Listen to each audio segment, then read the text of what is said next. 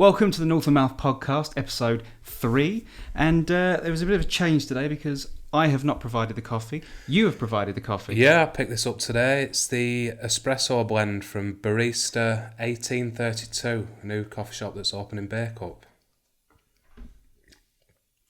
That's lush. It's good. That is very really good. Nice. Yeah.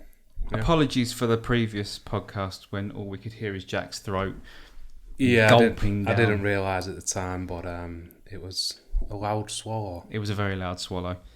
But you'd know about that anyway. So. Oh yeah, obviously. Anyway, let's begin. You were keen to talk about this week's music choice for What Is This Shit? This week I selected a series of diss songs between Tom Macdonald and Mac Lethal, neither of which you knew who they were. Never heard of them, and I don't feel any more enriched by knowing them and listening to their art. Okay, it's a bold statement. Yeah.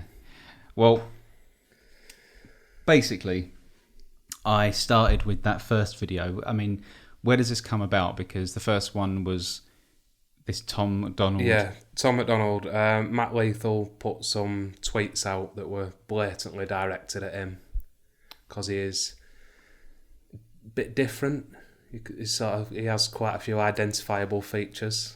It is like if you took the worst of every person in society, put them in a mixing bowl, took a shit in it, and then reformed it badly. He has an odd aesthetic. I'll give you that.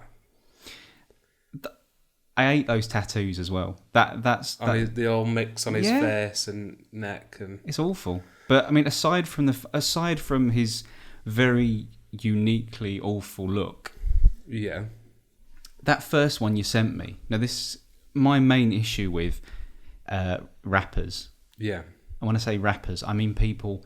When I look back now and listen to stuff like what's his name, Tupac, right, and Dr. Dre and stuff, I quite like it. Yeah, but I get the talent that they had, or still had. Well, had. I get the talent that's there, but when you get people that talk, and that is a major thing for me because I feel that they've wandered in and got someone to make a beat for them. They've spoke over it. And I kind of feel that it's a bit of a fraud. I can see where you're coming from, but there's a lot of rappers that have done that, do that successfully. For example, you've got Kanye West's old stuff. He's just talking over a beat. Jay-Z, 50 Cent. That's how they all started. That's how they all come up. Well, the first one you sent me, the first part of the diss war. Yeah.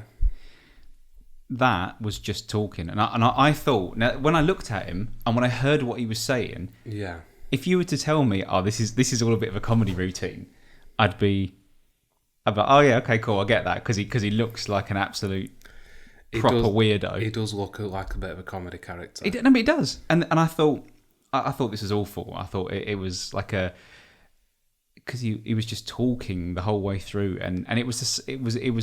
I genuinely thought it was a joke, right? The second one, the Mac Lethal one, yeah, you'll be surprised to know I quite enjoyed. You quite liked that one. I quite enjoyed that one because I liked the way that the lyrics made me laugh. Yeah, and I quite enjoyed the way that he was. It carried on flowing. I quite enjoyed that, and then the next one, the one back from the delightful Tom Macdonald, actually got me enraged. Okay, because it's good. There was a reference to Chris Benoit in the lyrics. I quite like that lyric. I didn't. You're going to need a whole family of coffins when you Chris Benoit them to solve all your problems. Yeah. Yeah, you don't need your notes. You've memorised, yeah. I'm all for making certain jokes, right? And I'm not for policing anything like that, but because this sounds a lot like you're going to police this and say it's too soon and no. No, I don't say it's too soon, but Chris Benoit killed his son, his child, and it's being used to profit some twat with some stupid hair and tattoos who talks to a beat Although and has to make a living off. Also, he just seems to be one of those people because he did a song as well. If I Was Black. Yeah, that's one of his more latest ones. That Genuinely thought that was a joke. It's not been received well. That song by funnily most enough. people. Funnily, Yeah. what is his? His whole deal is controversy. Looking at his hair, his aesthetic, his dress sense, his tattoos, and his content. He's done one called Straight White Male, If I Was Black, White Boy is another one. Do we need? Because Everybody Hates Me is another one that he did. I would be at the front of the queue to squash his nuts if he has any. But I did look up. I thought I'll delve a bit more into their background. Hence why I got into the other bits on there, because I thought the bits you showed me, and I really wanted to like that Mac Lethal. I actually wanted to, because I thought I liked the way he's throwing them together, because it didn't look like it was sort of cut at certain points. It looked like he was sort of just rolling along. He'll have done it in one take. Yeah, Is that's a talent. Yeah. Right. However, I searched him up. I'll get to the other bell end in a minute. But I searched him up just looking for something that wasn't. I was looking for a freestyle, or looking for something that was like not produced. Something that I could say there was like he was out on the street and did something, and something unedited. And the only thing I could find was him having a rap battle back in 2015, and he was probably doing it at the same speed I'm doing it. Every other thing was all him at home, heavily produced. And I thought it's very easy to speed that up, because it did sound too sped up. Fair fucks if he can actually do that, but I don't think he can do it that fast. He can. He did hold some sort of record for doing 1,000 words in so long. Right. That's his sort of deal. He does sort of viral videos. He used to be a battle rapper. Like he said, he won Scribble Jam in 2002, which is like a bigger sort of battle rap competition that used to be a thing. Yeah. But now he just does viral videos where, like you said, he'll do 27 styles of rapping in a video. I thought that was quite interesting. I did think that was quite interesting. They are well done, but they're a dying art. Like, he used to get millions of views, and nowadays he is dying off a lot. Well, see, the thing is, I look at something, I look for talent. Yeah. If I can understand, there's things that I don't like, and this goes across like food and music and films, but I get why you like that. You know, like I wasn't into the Twilight films, but I understand that certain people might like them. Do you know what I mean? It wouldn't be my taste, but at least there's actors in it. You know, and when I say they can act. Mm-hmm. Yeah. But as far as this other bloke, this Tom Macdonald, I mean, I searched him up. Yes. And he's relatively new. In 2016, he released. Well, I actually searched it up a bit more this morning as well, just to try and find it again. The first thing that I found when I searched him up, trying to find a freestyle version of him, and he did this song called "How the West Was Won." I don't think I've listened to that one. It was on an album that he did, but it was him and this other bloke, and he stood there on stage, and it is a talking thing, not fast. So I'm thinking, I'm with him on this. I can do that. Yeah. Basically, I'm fairly untalented at stuff like that. So why should somebody who's got the same level as talent as me as far as talking be given, right? Right. He's on stage and it's all auto-tuned, and I mean share level auto-tuned. Right. At like extreme. You know, like T-Pain used to do back in the day. Yeah, I remember that. Yeah. But that's kind of like, that's like 10 years ago now. That's quite a long time. We are past that now. We're way past that. And he's doing this. And it incensed me more when I saw that this was a tribute to the 2015... do you remember the Paris attack in the nightclub, the Bataclan attack? And then I searched it up a bit more and found that he'd done an actual video. Okay. And the video was him in a theatre with people in the audience. Yeah. And then it shows two people walking in with guns and they shoot everyone. Yeah. That doesn't surprise me that much. Like I said, his whole deal is controversy. He's trying to have the sort of viral marketing on his videos. But that's not. You've got to be if you're going to be controversial, you've got to back it up with something. Like say Frankie Boyle doing jokes. You can see as bad as they are. You can see the joke. You can see what it is behind it. It's got to be given a message. If you're just doing it for the sake of doing it, anyone can do that. Anyone can go out and make up. Yeah, anybody can cause controversy, but then let's go back to the ones that I sent you. Yeah. That third video, apart from the Chris Benoit lines that you didn't like. I didn't like that at all, no. I thought the lyrical content and the research behind that were quite good. And in that video, he did 20 styles of rapping. Without making a big deal of it, he just did it. I didn't notice. I just noticed he had a very irritating way of talking because that's all he's doing.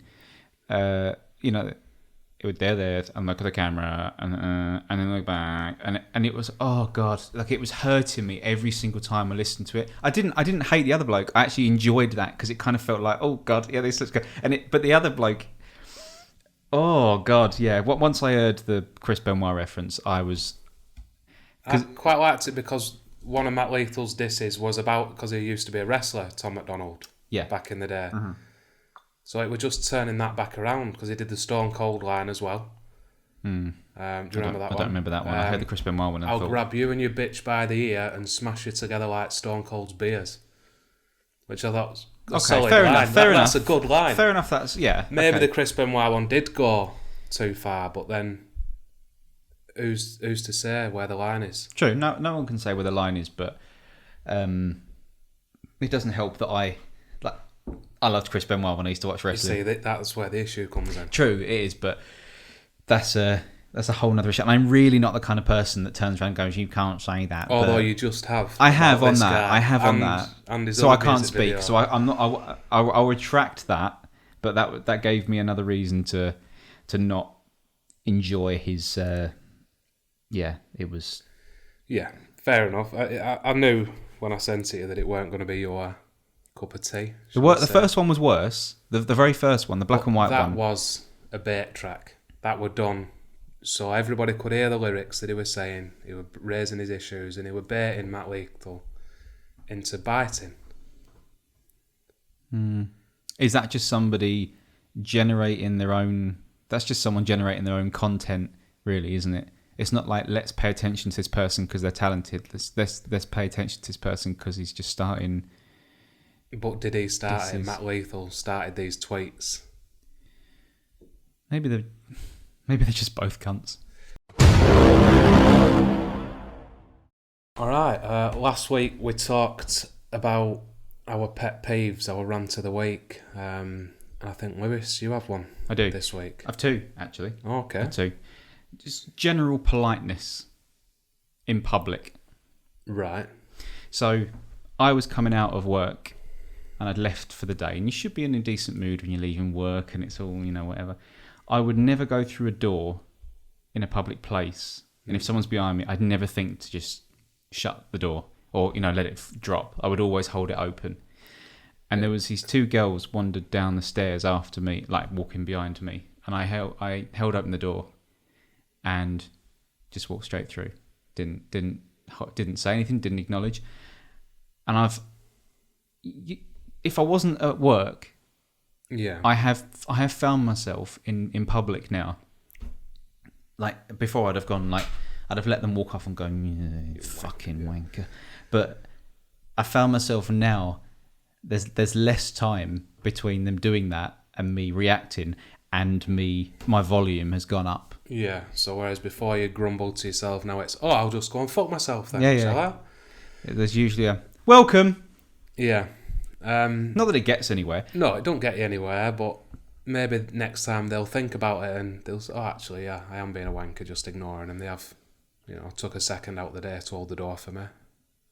Maybe. I'm all for I always think that doing something nice for someone does plant in somebody else and it passes along. I always think that there's some sort of pay it forward. It may be subconsciously, because maybe someone, if I held the door and someone sort of went, oh, thank you. Like, it made me think. So I got into work yesterday and I was mega early and I was going to go to Macdonald's and get something. I just fancied something warm for breakfast. Yeah. And I went back I got into office and one of the blokes was in, but he was driving to Trafford Centre.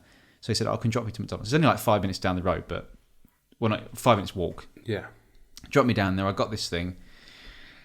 Shout out to Macdonald's with a free sausage and egg muffin. Worth a try. You never know. And as I was walking back, one of the blokes from the office, another bloke, was stopped halfway and saw me coming. He went, "Oh, do you want a lift?" And that made me think, like, didn't have to do that. No. There's plenty of people that drove past that may have known me, but and he's one of the execs. Right. And didn't need to do that, but that then makes me think, like, oh, that if I saw someone, I'd pay that forward. Bit like that, and it's little things like that that make it nicer. But it's when you come across just arseholes. Entitled. Yeah. Yeah. Which leads me to my second point. Okay. That's under the general politeness umbrella. Were you aware, or are you aware, of how long it takes to acquire your dickhead license when you buy your BMW, or is it sort of just given to you when you buy it? It comes attached to the keys, right? Like a little fob. And they have it, right? Yeah. Okay. Well, I was coming out of my gym, and you're underground. You go across a zebra crossing, yeah, to get into the car park. And this person, sometimes I understand with zebra crossings that if you look like you're going somewhere else and you go there and someone might drive past, go, oh, sorry, we've all done it. Yeah. But when you are standing at one and someone goes past at 5 miles an hour and eyeballs you as they go past, I wish death on them. Yeah, sometimes you're going too fast and you would have to do an emergency stop. Exactly, which I understand. I mean, you should never just walk straight across. You're allowed to, but you should never walk straight across. Yeah, there's a difference between being in the right and, taking advantage of being in the right and being run over. It does happen occasionally, you'll fly past and you might not even see that there's somebody stood there. But yeah, to cruise past and just eyeball them, you are just being a knob. Just stop. Yeah. But like I said, I always hope the worst on those people. I mean, can you imagine if someone undercut you and they sped off down the road and you immediately think, fucking prick, if they crashed on the road, I wouldn't care. Yeah, I think we've brought this up before. We have, yeah. Can you imagine if you saw them at the side of the road and it's upside down? You'd be like, oh, okay, maybe. I don't know. It depends how bad the accident is. I see a lot of videos, people, doing a dangerous overtake and then spinning the car off into the trees or whatever. I think brilliant. Karma in full force there. So justice served. Slight bump, we leave them. If they Ryan done it, we help them. I won't go so far as to help them. I'm not a doctor. No, if anything, you'd probably hinder them as well. Yeah, I keep on driving. Yeah, it's probably for the best. Yeah. How many times have you stopped when you've gone past an accident? I've not seen many accidents. The only one I have seen was when I was living in Ireland and I was queued for ages and finally went past this car, and it was an old bloke in a car and his driver's side had been squashed in. Right. And he couldn't get out for whatever reason, whether it was something else smashed on the other side, but his door was jammed, he couldn't get in. But there was police there. I didn't. Yeah, it's not your place to do it. Yeah. Just leave them. That's the advice. I've not really come across an accident, so I wouldn't really know. Yeah, I've never gone past and it's just happened. No. As much as I would wish that on people, a lot of the time, I wish that happened to people. Mm. It's unfortunately never happened yet. Or fortunately, not sure. Usually BMW people. Yeah, Audis can be just as bad. Yeah, they're sort of over German vehicle. Germans don't like them either. So you sent me a news article, which a lot of people have been talking about, the changing of the name of Fireman Sam to Firefighter Sam? Yeah, Firefighter Sam. It was the chief of the fire service said that they're going to drop the use of Fireman Sam for being uninclusive. He claims that it stopped women joining the fire service over the last... Well, how long's Fireman Sam been going? Did you watch it when you were a kid? I did, actually. So that'll close to 30 years, probably longer. It is still on. It's still on. I'm calling bullshit on this. Okay. Right. Now, I'm not saying women can't or shouldn't be firefighters, right? But say it were 50-50, men and women, firefighters, right? That means if I were in a burning building and I needed rescuing, there's a 50% chance a woman's going to turn up to rescue me. Right. I weigh 130 kilos, right? And you weigh what? 90? 80? All right. How many women do you know that could lift you? Rough guess. I don't know a lot of Samoans. Yeah. How many women do you know that could lift me? I don't know many elephants. Exactly. Never mind lifting us, but then carrying us out of a burning building with Christ knows how much gear on your back. Right. Again, I'll reiterate, I'm not saying women can or shouldn't be firefighters. What I'm saying is, it's not an attractive career path for them. It's not. There's a very small minority of women that are going to be physically capable of doing the job. But I suppose there's different elements to the job, though, isn't it? It's not just carrying someone out. There is going to be someone rescuing kittens from trees and what about cutting bodies out of cars. Hosing down. I mean, I know nothing about firefighters, but have you never had a go on a fireman's hose?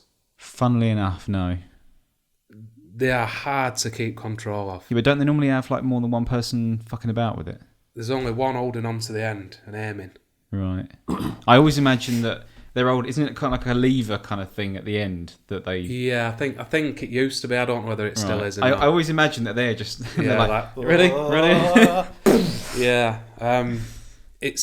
I wouldn't be hopeful if I were in a burning building and I've got a coin flip that says a big bloke's going to come and rescue me, throw me over his shoulder and take me out, or a 5.5 foot woman who weighs half what I weigh and has 30 kilos of gear on her is going to turn up to try and drag me out. I was listening to the interview on is it this morning with that cancerous polyp on the anus of society, Piers Morgan. Right. He was doing his standard recreationally annoyed about anything, just there's something in the news. Am I for it or against it? I'm probably against. I'll go with this one. I'm against it. I hate it. Right. Yeah. He goes off, and they have the what's his name, Les Britzman, the chief fire officer. Right. They had him on the phone, and to be fair, he's the one who's said this, right? Yeah. And there was the general thing that was being said to him was that women. It's not like he was trying to say that it's not inclusive, but I don't think there's going to be women out there that are going. I wish I could be a firefighter. Yeah, but they call it fireman, and I can't be one. As if a woman's going to turn around and go, no, I'm not. I can't do that. It's only for men. That. At the end of the day, it's a cartoon. As Postman Pat put women off being postman ladies. Postperson Pat, because Pat can work with man or woman, really. As Thomas the Tank Engine stopped women wanting to go on trains. I don't know. Is it Bob the Builder that puts women off being builders? Or is it the fact that they can't carry 25 kilo bags of cement up and down flights of stairs? What is it? It's probably Bob the Builder after all this. Yeah, I think it is a weird one, but it's not something, and you find this across all society now and across all media, this sort of, it's almost like sort of trying to find something to correct.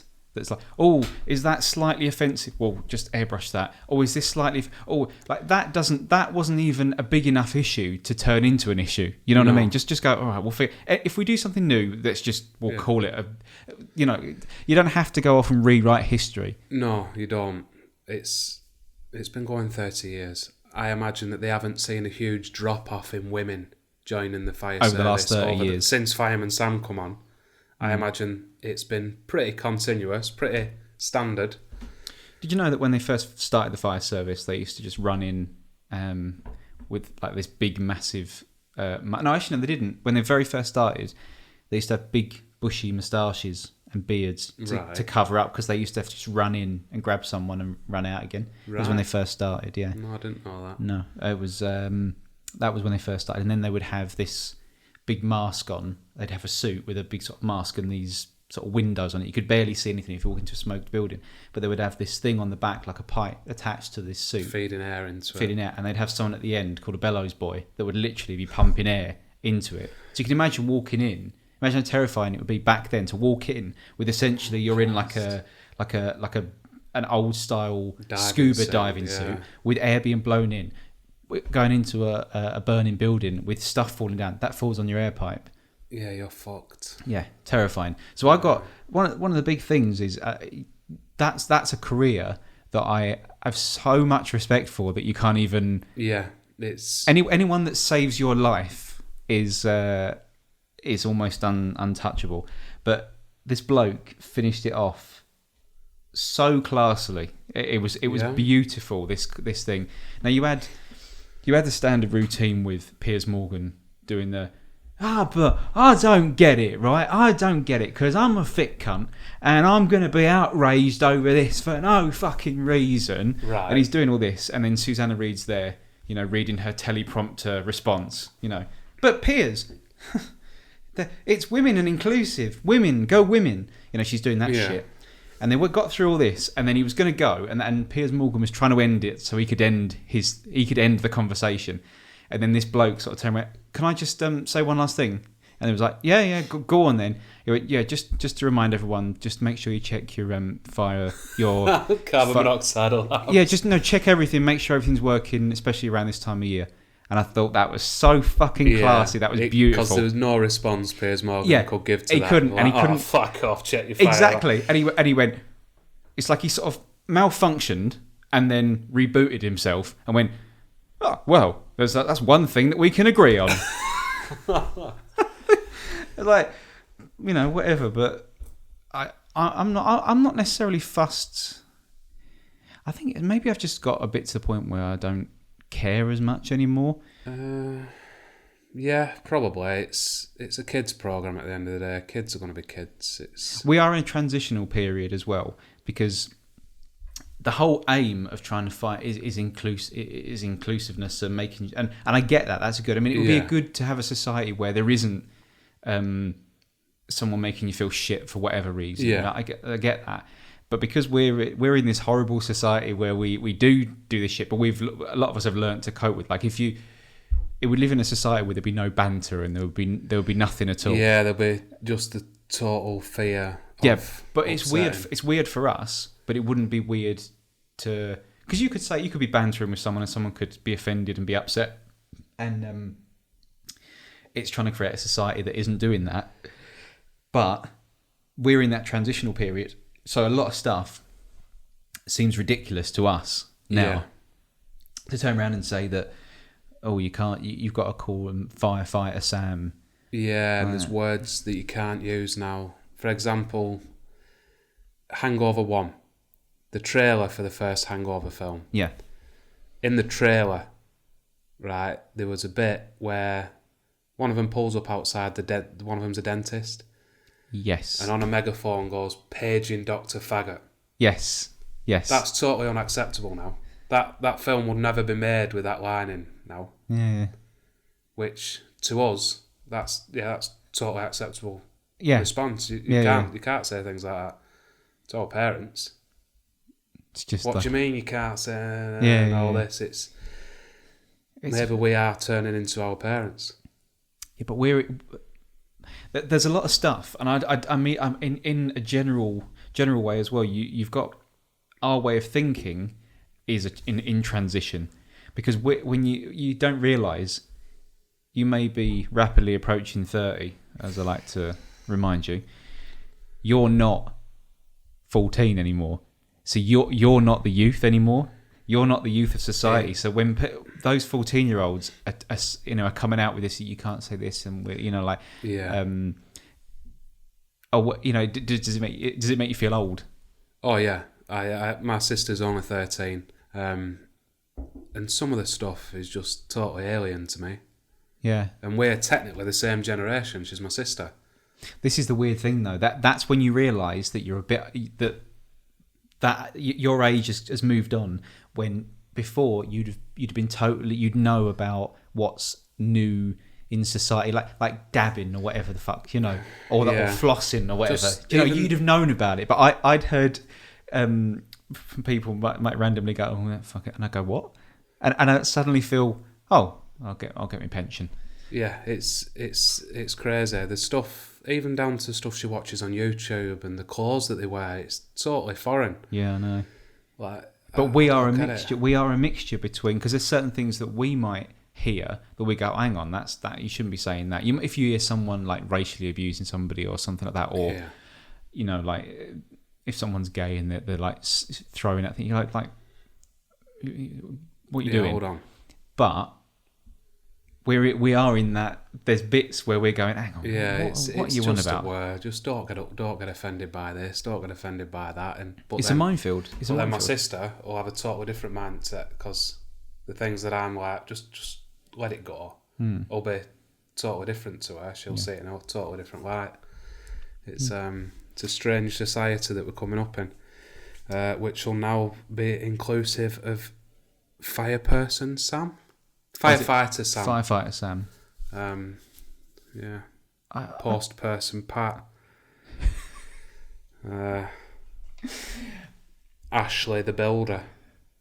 They did say this on this morning that there were characters in Fireman Sam that were female characters and almost the same level, because I think Bob the Builder's got a similar thing. But right. Do you not think as well, like society-wise, because we're going on this thing that we have to go ridiculous before we go back to normality again? Because women have been treated like centuries past, and now the pendulum goes to the extreme before it can level back off again. Because a lot of women that you speak to in day to day don't give a shit about, you know, like, oh, okay, I don't care. Like, what, who gives a shit about Fireman Sam?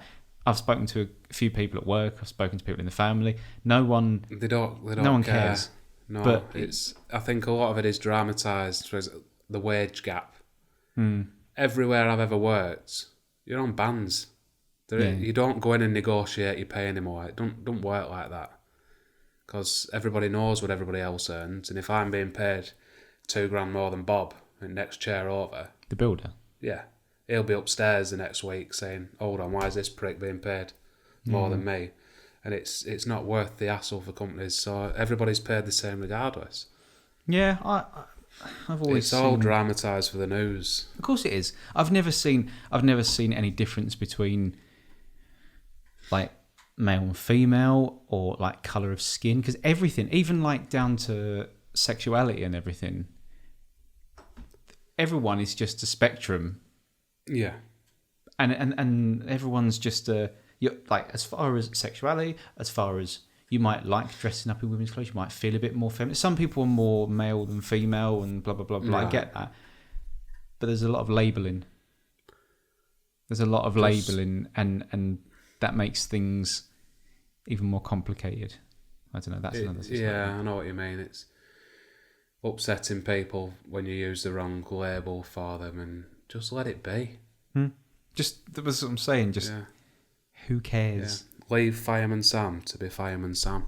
Exactly. Go and attack Thomas the Tank Engine instead. No, go and attack Piers Morgan. Yeah, him as well. Attack Piers Morgan. Yeah, nobody likes Piers Morgan.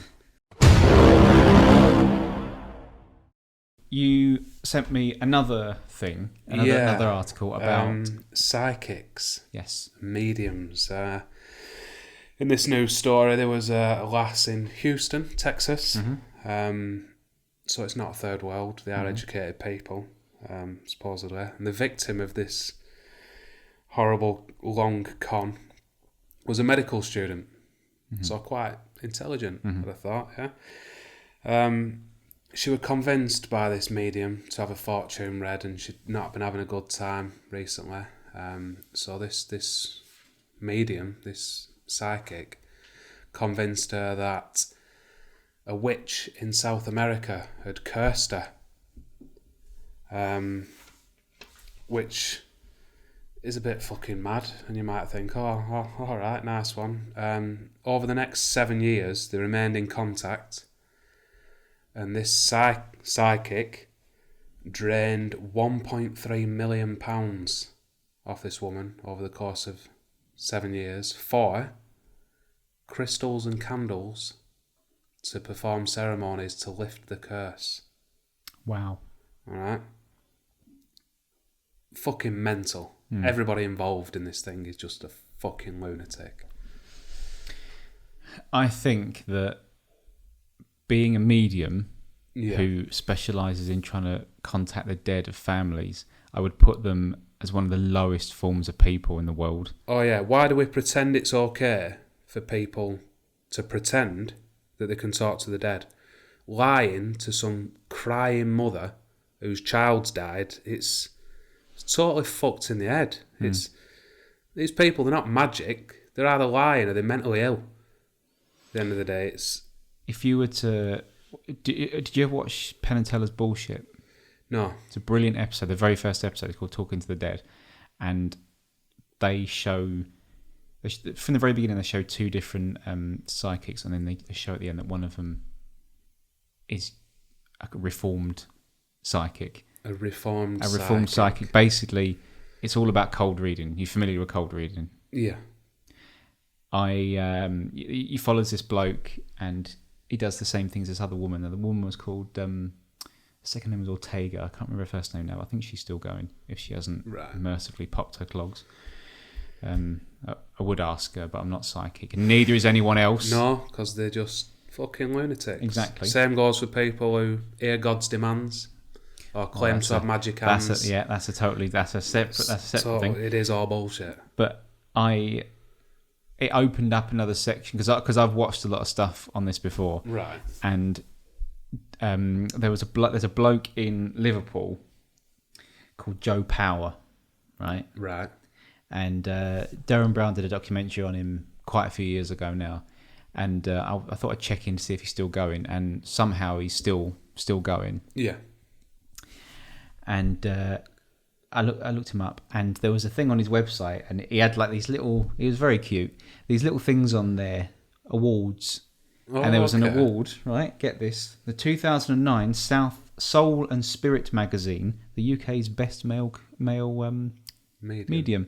Oh, that's something to... Yeah, I mean, it's just like saying you've won the best daydreamer. You've won Fireman Sam's Fireman of the Year award. Exactly. It makes nothing. But the documentary is very interesting, that one, because when you get told the tricks that they pull, and then you watch someone do it, it's incredible. You know that when someone turns up, you'll see it in stuff now. Whenever a medium comes over to your house, and this is going out to anyone that ever gets a medium, because I genuinely don't believe how someone can believe this. You have someone over to your house to do a private reading, then more often than not will say, "Can I use the toilet?" And go snooping upstairs. They'll go upstairs. They'll hope that there'll be photos around the house. They'll go upstairs. They'll come back down, and there'll be the general... Usually if someone's called them for a private reading, they want to get in touch with someone that's died, obviously. Usually quite recently, I'd say. So they're likely to have sorry for your lost cards or something similar. They will go and... Say it's somebody... There's a woman who's in a late 50s, maybe. And it's a fair assumption to say that one of her parents has died. Yeah. And... The thing is with cold reading as well, I mean, sometimes they'll go in, when they say like a hot reading, they'll have a general idea. They might know that someone's... That's how when they hand out cards at shows and say, who are you looking to get in touch with? Yeah. They'll get them back. Again, which still amazes me, how people fall for that. You go to a show... I'm finding a John. A John's coming through. Yeah, exactly. You put down all the information on a card and give it to someone, and then they turn around and say to you that, and they come out and your dad died, and then they'll go along and they'll come up with a lot of... They call it hits and misses. Right. But people... And it happens so many times, people will forget all the misses. Oh, yeah. And focus on the hits. So they'll turn around. Say someone comes in, the medium goes, I'm getting a father, a fatherly figure. John, yeah. Is very and then caring. he turns around and they turn around and go, and go, yes, yes, yes. And then later on, they'll get on about how they died, and they go, it was amazing. He said that my dad died. And I said, no, he didn't. He just brought up that you filled that information. They're there. Yeah. They fire at you. They shotgun at you. All these general statements, hoping for a catch, and that it's so obvious when you see it happening, and how you can. If you went in there and just went, just go in there for a laugh and just get it. Yeah. But it's how people on fall people. for it. I hate it. I absolutely hate it. I think you are the scum of the earth if you are happy to take money off of someone, a grieving person, and shit all over their memories with your pre-recorded, pre-set out statement. Go, he's in a better place. Oh, and yeah, he says, they must tell everybody. I don't think they'll ever go to somebody and go, oh, were he a bit of a knob? Yeah, well, he's burning in hell now. Exactly. Oh, he's suffering. Yeah, but they don't. They'll say stuff like, yeah, of course, it wasn't a good end. It was like, when is it ever a good end? Yeah. You didn't walk off into the distance and sort of like slowly Fade disappear. out. No, it's always going to be horrendous. And then to say stuff like, he says, he's very clear on this. So don't worry about the money. The money. You're worrying about the money. Everyone worries about money. Yeah, somebody dies, it's a huge loss of income. But even that's a general statement, because it is about that and about their estate. Or it could be like, everyone worries about money all the time. So to say that is nothing. And that's exactly what this Joe Power does. To watch, it's actually horrible to watch somebody do that. When you can clearly see that they're a vulnerable person. Yeah, being taken it advantage of. really irks me how like you can't be when you say mentally ill, you can't be completely okay on every other level, but you just think you can do that. No, there's got to be something missing, something wrong. And the amount of times you have Morals. people, exactly, you have people come out that go, yeah, I was a medium, and these are all the tricks. I lied to people for 15 years, and this is how I did it. Yeah, all the tricks. It's all about reading people. I got introduced to, when I say introduced, as in I got told about a comedian today, who is called Ian de Montfort, he's called. Okay. And he does this stand-up routine where he pretends to be a medium. Right. And it was hilarious. He does this bit where he'll start off, he does it in a sort of like a slight Geordie. I'm not going to do it because I can't do a Geordie accent, but he'll say stuff like, so I'm going to start today. Because he does it like that, they all come out and talk like that. And he says, a lot of mediums come out and they've got people that you know that want to talk to you. And I've got people that you don't know that want to talk to you. And then he did this brilliant bit with this bloke, and he's going, yeah. Did you regret killing the prostitute? Similar to Phoenix Nights. Have you seen that one? I've not, no. They get the psychic in. It's a small pub, and they get this psychic in, and he's advertised for weeks, and it's a sellout crowd, and he goes straight out, and he looks at this guy, he goes, I'm getting the word nonce, and just gets knocked out straight away, and he's sat in the back and goes, I lasted 3 minutes today. I don't usually get that far. I usually don't get that far in. You never... I did a bit more research, and I reminded myself of this medium. She's dead now. What a shame. Thankfully. Sylvia Brown. I wonder if she's in a better place. Don't know, but at least she's not worrying about the money. Perhaps we should get somebody to talk to her. Exactly. On next week, potentially. It's all right. It's all right. I'll talk to her. We'll light some candles. Sylvia Brown, I'd heard about her before because she was famous in, I think it was in the 80s or 90s. There was I've got a list of her gaffes on here. Right. That I didn't even know about. I just remember her name and remembering that there was a missing child, and she came out saying that she died and she's in a better place, but she's dead. And she was on live TV, or she was on TV, and they filmed her on a chat show, and she's going, she's dead. She's dead. Pretending to help detectives. One of those people, yeah. One of those lowlifes. Yeah. And she came out and said that, and then the girl turned up alive. So I thought I remembered that. Where do you come back from? I can't believe how people still think that that's a thing. And I feel bad for people that it's not like we're being so close-minded and so skeptical, But if you had someone that turned around and said something completely that only you and one of your relatives that had died knew, only the pair of you knew. Yeah. And they come out and just said something creepy to you. Like, say you went out once with a relative and you shared some toffee apples and you dropped it in some horse shit at a show. And then they turned around to you and went, don't eat the toffee apple, Jack. You'd be like, what the fuck? Yeah. Or if they turned around and said, oh, under bottom left leg of your granddad's bed, under the floorboard, there's some cash. Yeah. Nice one. Real do. Well done. But it's all just... Always in a better place. Don't worry about the money. There's some money tucked away for you. Exactly. All right.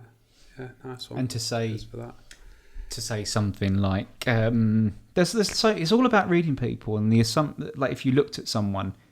Say you looked at someone of your age or my age and you knew that their dad had died or something like that, which is early for someone of our age. Oh, he was taken away tragically early. He feels like, he was snatched away and it was a really difficult time. It's like, well, someone died. Of course it's going to be a difficult time. It's always a difficult time. And isn't it amazing that these people come out as if they are doing a service and they're trying to help people, but they always charge.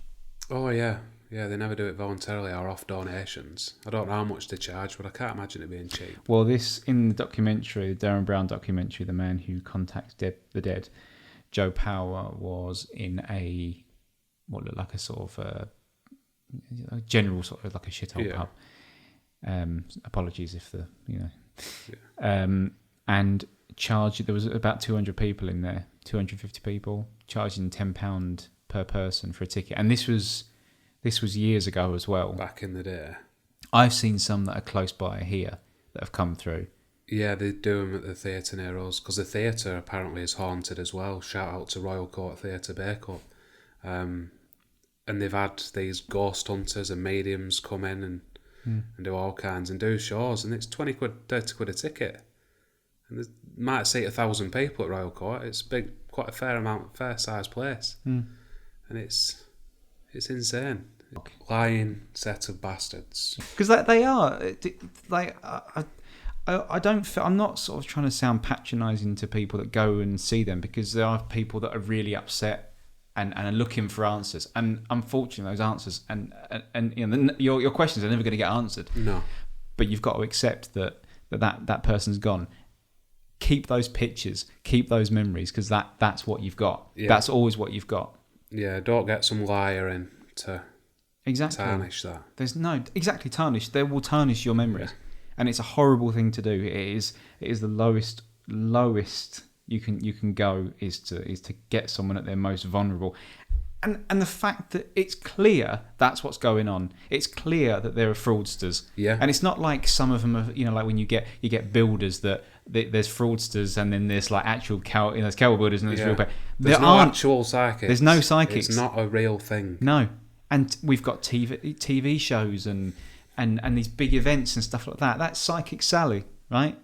She got busted in Ireland because there was these two blokes that were sat at the very top of her, like at the back of the theatre, and there was a door open, and she could, it might have been one person, but she overheard two people in the back talking, and then it went straight to her on stage, and she said it a couple of seconds later, and yet still people believe. Yeah, if psychics were real, they would only use the powers once, but to get the fucking lottery numbers, never have to bother again.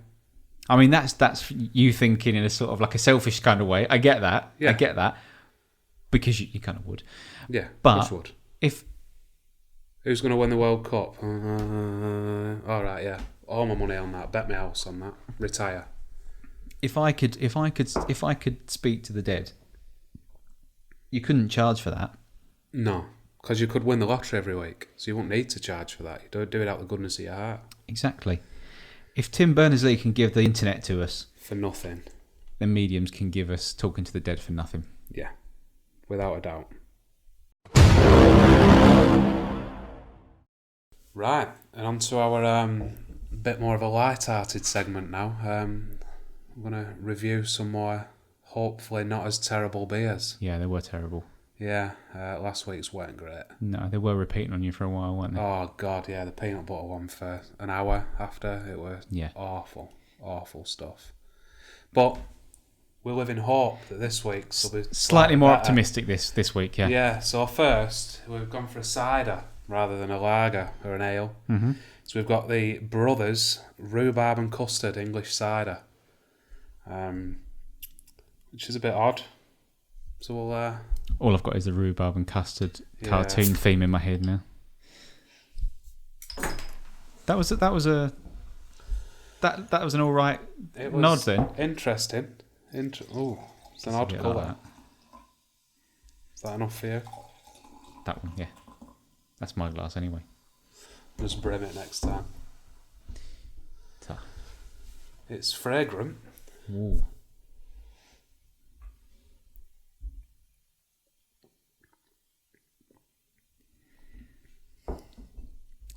Oh, you can taste the vanilla.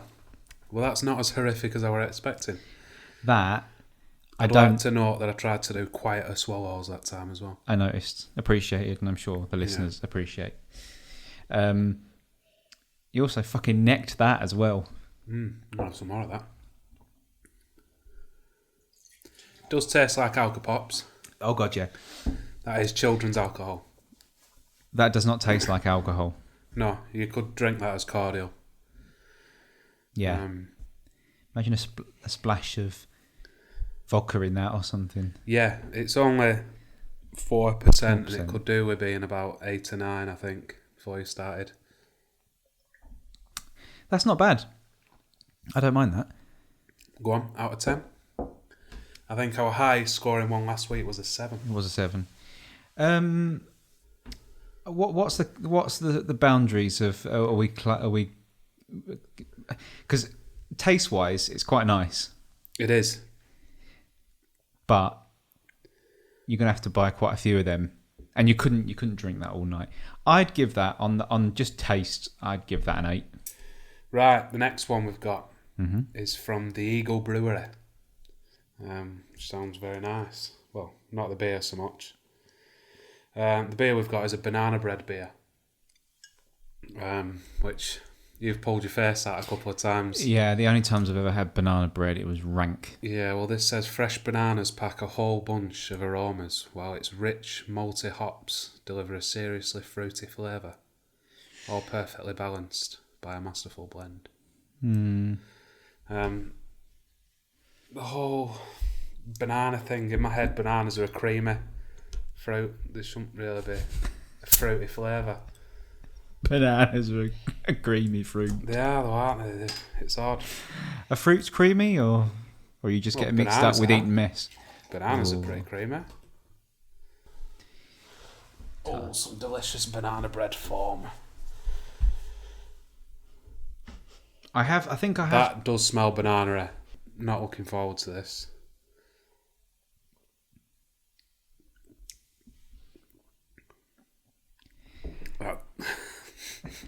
Go on. You're not a fan? No, not really. I don't mind that. You're a fucking animal. Do you know? I like foam bananas. And that has got a foam banana aftertaste. That does taste. It's like if somebody described what a banana tasted like, and you'd never had one, and you had to make something that's the aftertaste of this. It is strongly there. I've just noticed as well the Eagle Brewery has quite a nice slogan. It says it means to this day Eagle Brewery embraces different perspectives. It means that whilst others may move cautiously, we soar fearlessly. We take a different view. I like that. And these fucking idiots are making banana beer. Do you know? I don't. I would give that an 8 as well. You give that an 8? Well, I'm going to disagree with that because that's awful. I could suffer through it, unlike the 2 that we had last week that was dreadful. Yeah, that was horrendous. So I'd probably give it a 4. 4. Yeah, a thoroughly mid 4. I think it tastes like beer with a foam banana aftertaste, and Yeah, if in my I'd nipped books, for a that's whiz fine. in pub and one of the lads had tipped some foam bananas into my beer and I drunk it, that's what that tastes like. Yeah. I don't like foam bananas. Or bananas. Well, I wonder if there's a shrimp one. A foam prawn beer. Right. Yeah, drink the foam. And this is... Banana's a strong flavour, innit? This is going to be tainted, this last one, I feel like. This is why we've left this one to last. Yeah, we think this one's going to be a bit stronger. It's the Brewdog Elvis juice. A grapefruit-infused IPA. Now, I hate grapefruit. I hate grapefruit. But it's so horrible that you can't understand why people would like it. No, you can't. It's so bitter. It's sour. It's just vile. It's like eating lemons. Yeah. But we live in hope. Exactly. And because you're a fan of Brewdog. I do like Brewdog. I can't remember. Does it smell strong? Smells strongly of grapefruit. Oh, it's got a green tint. Bone bananas now. Right, well. Oh, Jesus. Equity for punks. Apparently. I've just beaten you to it. That's lush. Really? I really like that.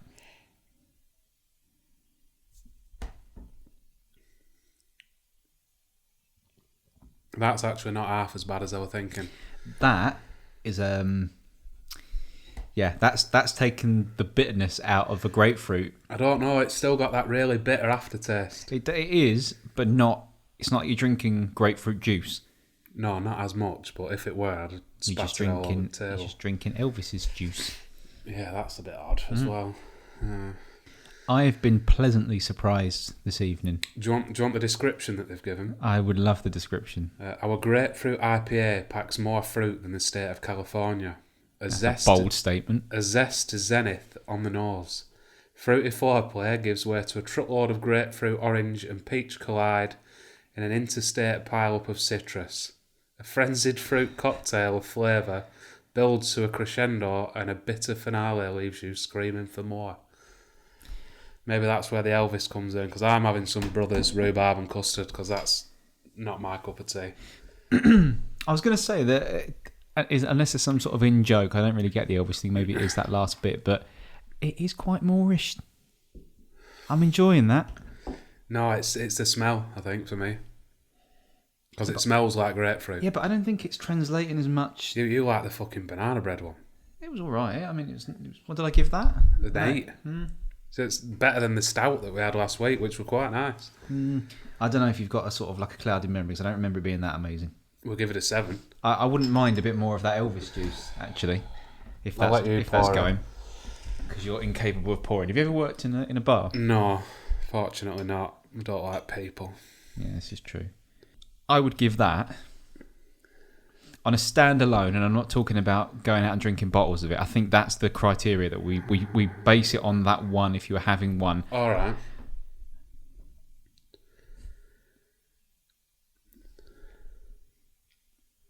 I'm going to give that 8.5. An 8.5. I'll give this a 5. Thank you for watching episode 3 of the North and Mouth podcast, and we shall see you next Tuesday, you bunch of cunts.